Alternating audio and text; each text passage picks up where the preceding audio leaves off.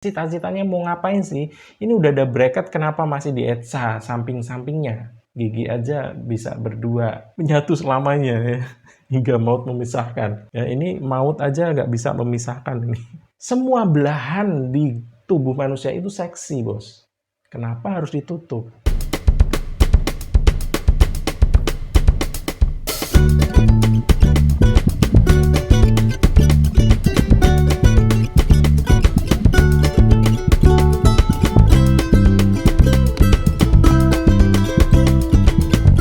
Hai, jumpa lagi di channel YouTube-nya Kortugi Broadcaster of Daily Awareness bersama saya Dr. Gigi Rifki Alaris. Hari ini kita akan ke Gaperta untuk ngeriak akun tukang salon ya. Pokoknya seru banget, simak terus.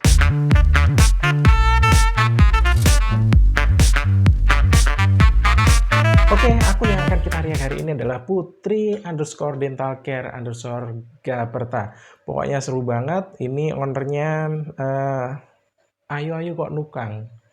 Tapi di balik pertukangannya nih dia cukup pede banget karena dia merasa serba bisa, padahal kenyataannya adalah serba berbisa karena beberapa tindakannya itu justru terbukti akan menimbulkan risiko yang sangat besar. Jadi nggak main-main ya. Langsung aja kita masuk ke akunnya.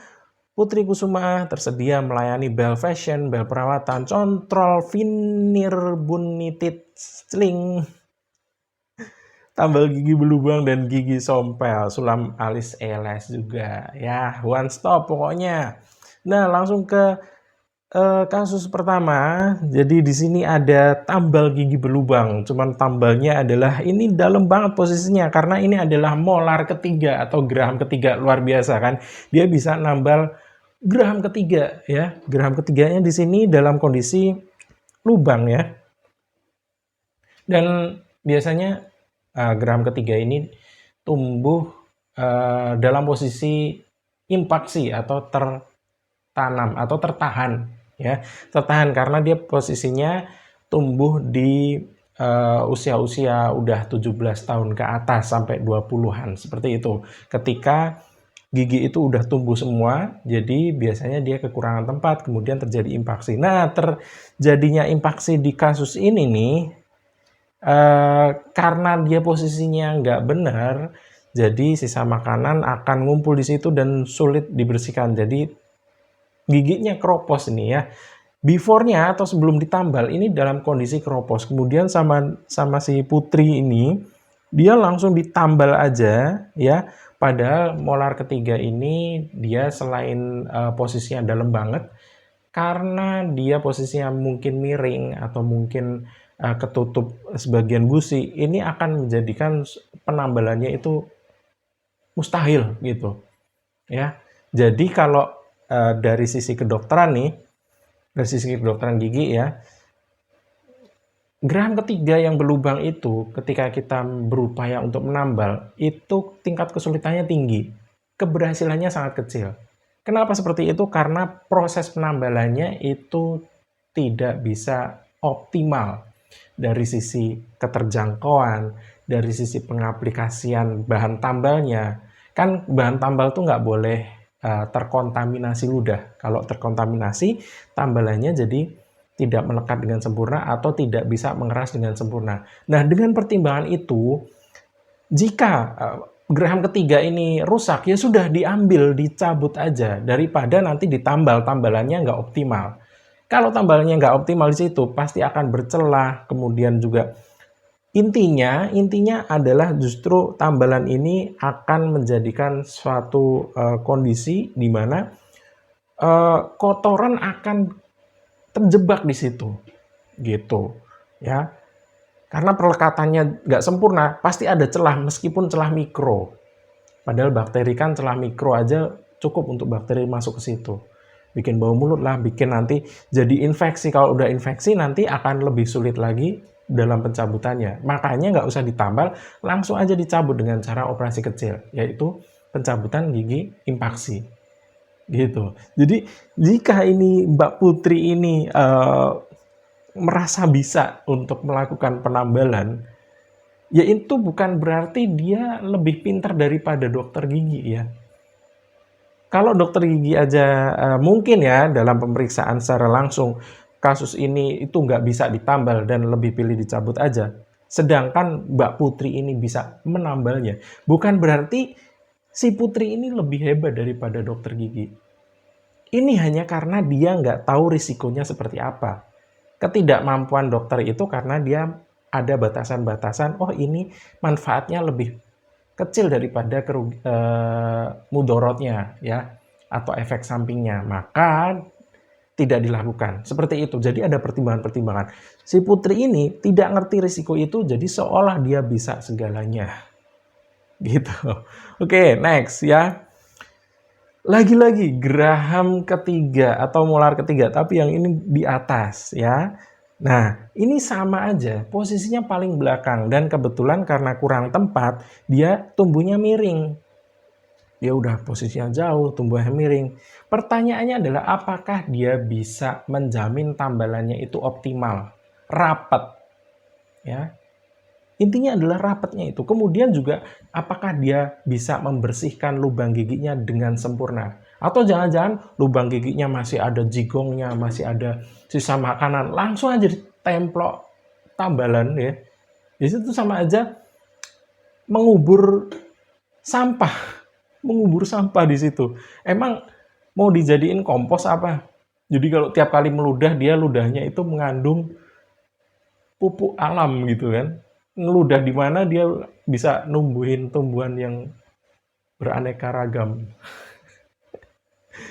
Gitu ya. Jadi justru banyak sekali yang dipertanyakan di sini tentang kesempurnaan dari prosedurnya, kesempurnaan tambalannya sendiri seperti apa. Ya, jangan dilihat after before-nya aja, tapi prosesnya seperti apa. Gitu. Kalau after before ini pasti foto yang terbaik ya. Nah, kita nggak tahu dalamnya seperti apa, di ronsen atau enggak, giginya hidup atau mati, perlakuannya seperti apa. Ya, jangan dipikirkan bisanya si tukang salon ini, tapi apa yang telah dia skip, apa yang telah dia abaikan, atau mungkin ketidaktahuannya dia sehingga dia berani melakukan penambalan ini. Itu yang harus dipertanyakan atau harus dipikirkan secara kritis oleh masyarakat. Next.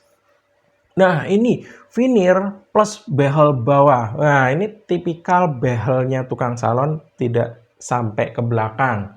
Ya, ini biasanya dijadikan pilihan sih. Kalau pakai pengunci di geraham atau istilahnya adalah buka tutup, kamu nambah biaya. Jadi udah kayak ada price list-nya seperti itu. Jadi kamu pakai buka tutup atau enggak? Kamu pakai pengunci atau enggak? Kalau pakai pengunci nanti harganya lain karena itu udah masuk behel perawatan. Katanya seperti itu. Ya. Dan kita lihat di sini jelas-jelas veneer yang atas ini veneernya nyambung, sambung menyambung menjadi satu, itulah veneer Indonesia. Ya, jadi ini adalah veneer nasionalis yang kelak akan menjadikan merah putih di mulutmu, merah di gusinya, putih di giginya. Sambung nyambung menjadi satu. Veneer Nusantara, Bos. Nah, ini jelas-jelas nyambung ya di tubuh manusia itu, ya. Mindo kasih tahu nih. Semua belahan di tubuh manusia itu seksi, Bos. Kenapa harus ditutup? Iya kan? Ya, karena tukang salon akan lebih mudah mengerjakan satu veneer itu langsung ditutup semua gigi. Jadi langsung templokin, nyambung semua. Nggak perlu dikerjakan satu gigi, ya celahnya dijaga, jangan sampai nyatu ya. Inilah yang akan menjadikan dia, meskipun dia punya gigi yang putih, bau mulutnya luar biasa. Oke, next. Ini ada sebelum dan sesudah. Judulnya adalah Gipal, gigi palsu. Jadi di sini ada gigi yang udah parah banget. Jadi bahkan ada beberapa ompong di situ dan mungkin tinggal akar. Kemudian voila, sesudahnya rahangnya penuh lagi dengan gigi.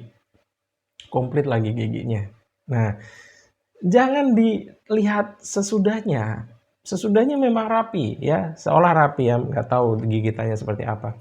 Tapi apa yang telah dilakukannya, yaitu menimbun sisa akar ya. Seperti yang Mindok bilang tadi bahwa, dia sama saja menimbun suatu, sampah ya, jadi seolah dia membuat kompos di mulut manusia itu. Ya, sayang sekali kalau pembusukan yang ada di situ ditutup, ya, pembusukan dari gigi yang mati itu ditutup, ya akhirnya nanti akan menyebar, infeksi kemana-mana, seperti itu ya. Yang jelas bau mulut lah, sebelum kamu merasakan sakitnya infeksi, biasanya bau mulutnya itu menyakiti hidung orang lain dulu, gitu. Oke, lagi, ini masih sama, ya. Sesudahnya kelihatan kelihatan rapi, ya, kelihatan rapi. Ternyata dia menutupi sisa akar. Kemudian mungkin bukan sisa akar di situ, mungkin juga gigi yang sudah rusak parah. Jadi, sehingga gigi itu sudah mati yang seharusnya harus dilakukan perawatan saluran akar dulu, tapi langsung ditutup begitu saja. Nah, itu justru akan menambah masalah. Nah, ini juga apa nih sebelum control dan sesudah control? Wah, ini behel fashion plus behel perawatan. Nulis aja masih typo-typo gitu, mana bisa dipercaya kayak gitu. Tapi nyatanya ada yang percaya juga. Ini apa ini ya? Jadi dia, menambahkan satu ligasi di rahang atas selain, ada, bracket di situ dikasih kawat ligasi diikat-ikat, kemudian yang bawah power chain ditambah close coil atau per yang untuk narik gitu ya, ceritanya seperti itu. Tapi dia menempatkan di antar taring, jadi taring yang kiri ke taring yang kanan. Itu visi misinya apa? Untuk menarik giginya atau untuk menarik perhatian orang agar kamu seolah bisa memasang sebuah komponen yang sangat luar biasa kayak gitu. Hah? Tujuannya apa coba? Kalau dilihat di sini tujuannya adalah untuk merapatkan gigi, enggak. Itu bukan untuk merapatkan gigi kalau konstruksinya seperti itu. Justru akan berbahaya, gigi taringnya akan berputar. Karena kamu cuma narik gigi taring dan gigi taring kanan dan kiri aja gitu. Fungsinya buat apa? Ya. Jadi asal ngasih modifikasi apa gitu biar dikira oke. Bener sih kalau ada yang namanya close coil, ada yang namanya open coil ya. Itu ya sebentuk per seperti itu, ada yang narik, ada yang ngebuka kayak gitu. Tapi dengan kompetensi dan kapasitas si tukang salon ini, kemudian langsung asal ditempel aja biar kelihatan wow. Itu justru malah jadi bahan tertawaan ya, karena tipikal barang KW itu kan lebay, berlebihan, mencolok seperti itu ya, dan nggak ada fungsinya. Itulah ya. Dan ini juga nanti kalau melukai gusi seperti apa, membersihkannya gimana, gitu loh. Ya, ini jadi kamu harus berpikir kritis ya. Kalau mau dipasangi macam-macam, tanya fungsinya apa. Meskipun kamu di dokter juga kamu berhak nanya kok, ini fungsinya apa sih dok? Ini untuk apa? Kemudian ini perawatannya apa? Efeknya apa di saya? Efek sampingnya apa? Efek positifnya apa di saya ketika saya memakai alat ini? Itu juga hak kamu sebagai pasien. Itu kalau di dokter, paling kalau kamu di tukang salon nanya-nanya kayak gitu malah digalakin. Udahlah nggak usah nanya-nanya kamu gitu. Padahal dianya aja yang nggak ngerti jawabannya kan. Oke, lagi ini ada behel.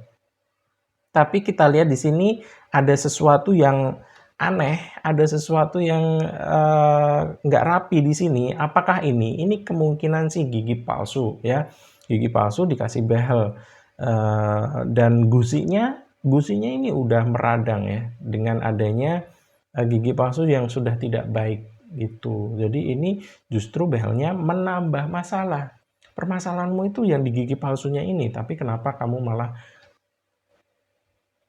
memilih behel sebagai gaya? Ya ini kebutuhanmu itu tertutupi dengan keinginanmu. Apalagi di sini ada gigi yang berlubang. Harusnya diperbaiki dulu sebelum kamu bergaya. Karena dengan bergaya seperti ini, baumu nggak enak. Meskipun kamu gayamu oke, baumu nggak enak ini nafasmu ini. Ya, nah ini dia. Ada gigi kelinci di atas, ada behel di bawah. Dan gigi kelincinya di sini gigi serinya dua-duanya dijadikan satu. Ini kalau dilihat orang jomblo langsung insecure. Gigi aja bisa bersatu nih.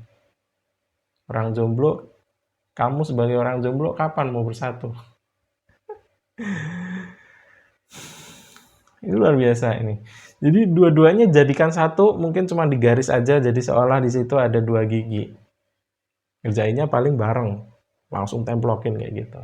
Tinggal nanti di tengah dikasih garis aja, dikasih cekungan apa, dikasih kayak digaris gitu biar kelihatan ini seolah giginya masih ada dua. Padahal ini udah disatuin loh. Jelas-jelas ini udah disatuin. Ya. Nah, buat apa kalau kamu jadi se-cute, seimut kelinci ya, mungkin kamu nganggap kelinci itu manis, imut kayak gitu ya. Tapi bau mulutmu jadi kayak bau mulut tainya kelinci. Oke, makasih Manja udah masang di Putri Behel. Nah, ini si Putri ini kadang kita bingung juga ini visi misinya, kemudian cita-citanya mau ngapain sih? Ini udah ada bracket kenapa masih di Etsa samping-sampingnya gitu. Dan ini after before-nya gimana? Nggak ngerti ya. Ini bracket udah dipasang tapi masih di Etsa di sekelilingnya. Fungsinya apa? Biasanya etsa ini dipakai di sebelum bracket dipasang, yaitu untuk menggasarkan permukaan gigi agar bracketnya nanti waktu dikasih lem akan merekat erat dengan permukaan giginya yang udah dikasarkan dengan etsa tadi. Nah, ini bracketnya udah dipasang, kemudian etsanya baru diaplikasikan di sekeliling bracketnya, di seluruh permukaan gigi. Buat apa? Ya, kita kadang sering kali geleng-geleng kepala untuk mengikuti gimana pola pikir tukang-tukang seperti ini ya. Jadi sangat sama sekali tidak terduga ya. Jadi ini bukan prosedur medis sama sekali, meskipun dia pakai alat-alat medis dan bahan-bahan medis kayak gitu. Jadi bahayanya juga pasti nyata banget ya. Semua gigi dietsa seperti itu. Fungsinya apa? Ya cuman ngelarutin gigi aja seperti itu. Oke, ini scaling yang sampai berdarah-darah. Ini nyangkul bukan scaling ini. Sampai segini banyaknya darahnya ya. Jadi kita harus kritis, alat yang berkontak dengan darah itu pertanyaannya bagaimana dia mensterilkan. Apakah benar-benar sempurna sterilisasinya? Apakah dia tahu prosedur mensterilkan alat secara medis? Apakah dia tahu risiko penyebaran penyakit yang ditularkan melalui cairan tubuh atau darah itu? Biasanya nggak sepele, bos. Gitu loh. Yang kontak dengan darah ini nggak sepele penyakitnya. Kalian tahu sendirilah ya. Nah, ini untuk pasien yang selanjutnya, ini apakah dia mampu mensterilkan?